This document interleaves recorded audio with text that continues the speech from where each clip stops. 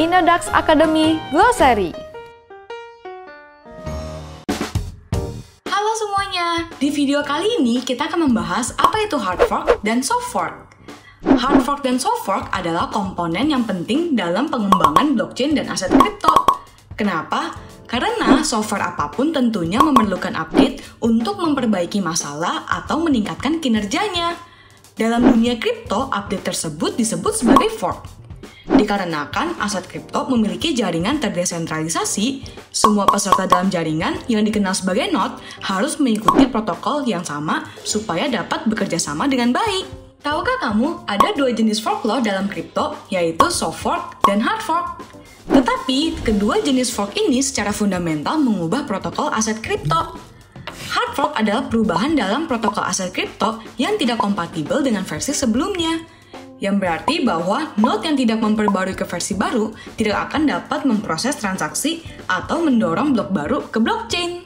Hard fork dapat digunakan untuk mengubah atau meningkatkan protokol yang ada, atau bahkan untuk membuat protokol dan blockchain baru yang independen. Hard fork juga bisa dianggap sebagai peristiwa yang terjadi ketika tim pengembangan aset kripto setuju untuk menerapkan fitur atau perubahan baru pada sistem pemrograman koin. Hard fork dapat menyebabkan ketidaksesuaian antara versi lama dan versi baru, sehingga semua pengguna aset kripto perlu memperbarui semua aplikasi yang terkait dengan koin ini agar tetap dapat ditangani dengan baik. Contoh kripto yang sudah pernah melakukan hard fork adalah Ethereum, yang kemudian menghasilkan Ethereum dan Ethereum Classic. Kedua Ethereum maupun Ethereum Classic sudah berada di jaringan code server yang berbeda, sehingga user tidak dapat mengirim Ethereum ke jaringan Ethereum Classic dan sebaliknya. Selain itu, jika user memiliki sejumlah Ethereum ketika hard fork terjadi, maka user akan memiliki dua jenis koin, yaitu Ethereum dan Ethereum Classic. Sementara itu, soft fork adalah perubahan dalam protokol aset kripto yang mengikuti sistem baru, akan tetapi juga masih tetap mengikuti sistem terdahulunya, selama mereka tidak melanggar aturan protokol baru.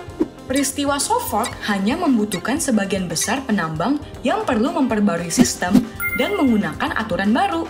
Miners atau penambang yang tidak melakukan pembaruan tetap dapat melihat bahwa transaksi baru yang masuk valid. Akan tetapi, ketika penambang tidak memperbarui sistem dan mencoba untuk menambang blok baru, maka blok tersebut akan ditolak oleh jaringan.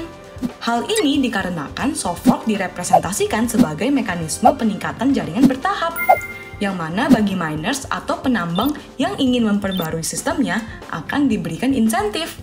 Dan jika tidak, kemungkinan besar miners atau penambang tersebut akan mengalami penurunan fungsi.